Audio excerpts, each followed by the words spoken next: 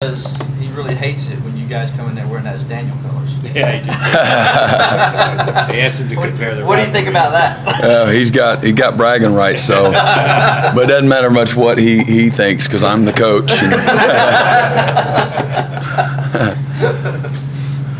Coach, South Carolina's quarterback Bentley should be in high school right now, but he's not playing like it.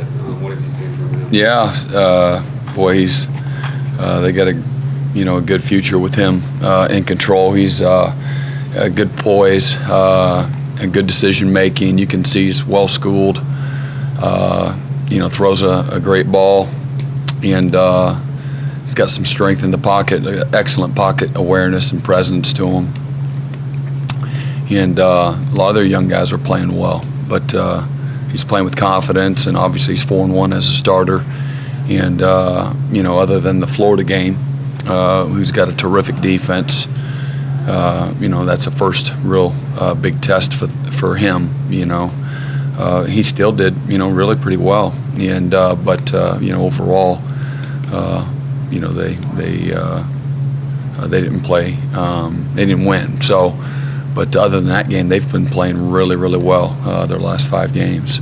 Have they changed anything schematically, or what have they changed schematically since he started? Well, anytime you're able to do the simple, easy things from an execution standpoint, it opens up other opportunities. And when you're not doing the easy things, whether that's making the right decision, whether that's throwing the slant route on time, things of that nature, hitting the back on a hot release, whatever.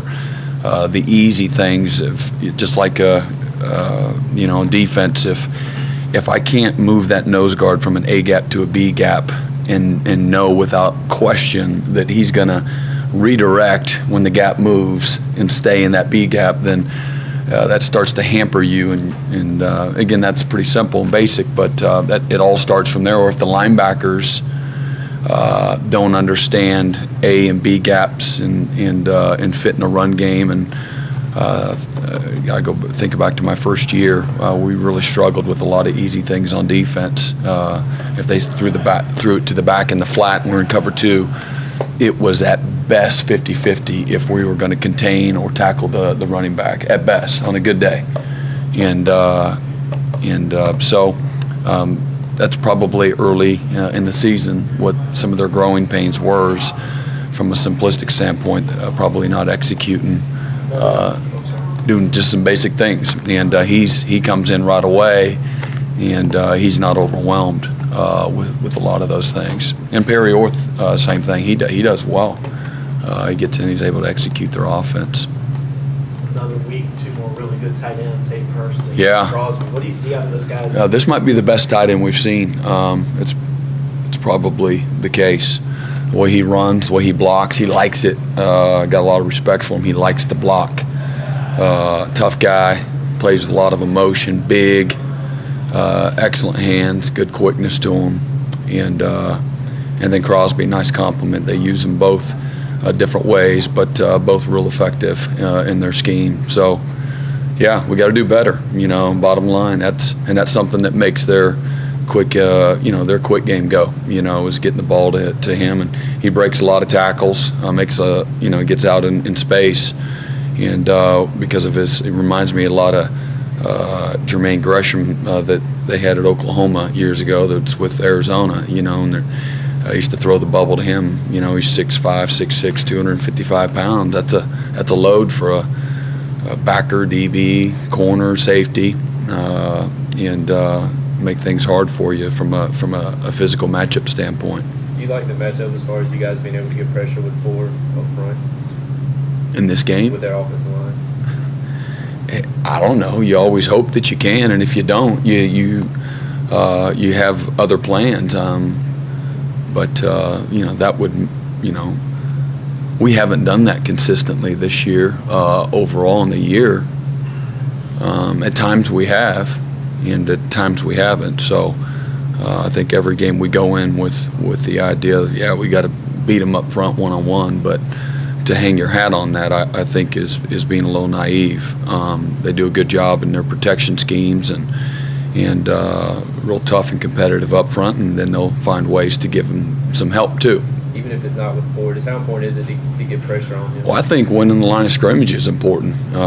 You know, we want to have a chance to win. We can't say, well, they lost that battle and then we won. You know, usually that's not the case. And so I think it's important that, you know, we go into the game, and if we're going to have any chance to win, we got to feel like, you know, whether we're just a little bit better or not, we need to be better. And I think that'll be a real, and I think on both lines of scrimmage, that'll be a big role, you know, in the outcome. Coach Elliott said that Venables is a guy who makes sure everybody knows how much this rivalry game means to him. Is that something you've seen from Ben this week? Well, I haven't seen anything. I don't need to talk about it and have a conversation. I know how he feels, and all of our guys do. So there's not a lot that needs to be said. And this is an incredibly important game, easily the most emotional game that we'll have all year. And everything's at stake. And you know, it's just not just for this year, you know, to win. It's important for the season, but it's important, you know, for these guys and their legacy too. And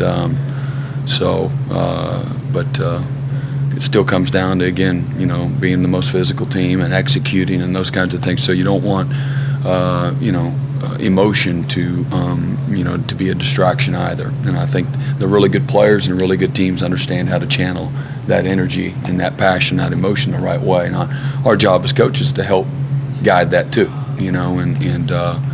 But you want them to have their moment too. How much have Ben and Cordray and Carlos Jadar, that whole senior class, made a difference for this team this year? Well, they've been great. They've been great. They've been great leaders, and they've all played incredibly well for us. And usually, to have a chance to be good, your best players need to, and your older guys, you know, need to play well. And so, fortunately, you know, those guys have really played at a really high, consistent level. So, you know, if they weren't, or if they were inconsistent, then you'd have to play younger players that maybe aren't quite as ready more. And at some spots that might hurt you. And so it's a lot of times those older guys, they don't, it's, you know, I don't take it for granted. I know we don't. But a lot of times, I say a lot of times, sometimes those older guys come in and they get a little bit distracted, particularly if they have a football future beyond college, and for whatever reason it's kind of an albatross for them to just turn it loose and have fun and play at a high, consistent level. And this is a year that through whatever, how many games have we had? 11? Yeah. Is it 11 games? So through 11 games, it's been really good. And great focus and great leadership. And I just think that they really care about their team and their teammates and the constituency, the fans, and just representing the right way. And you know, and they really value what it means to be a senior and be a leader. With Brian Edwards, did you guys, I think you recruited him on defense. What did you see in the football play? I see a guy I wish we had in our secondary right now. He's what you want. He's a great competitor, tough guy, plays with a lot of passion, emotion, very physical, very confident, aggressive, great kid, super human being, and he's done real well for them.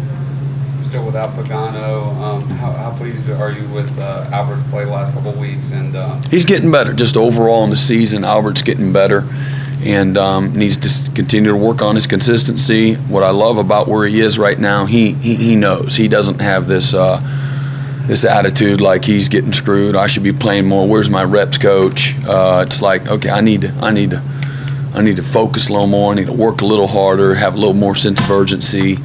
And Albert's a great young man that's got a bright future. And when he decides he's going to lay it on the line every day, all the time, and that's going to be who he is. And that's part of the maturation process. And but he's coming.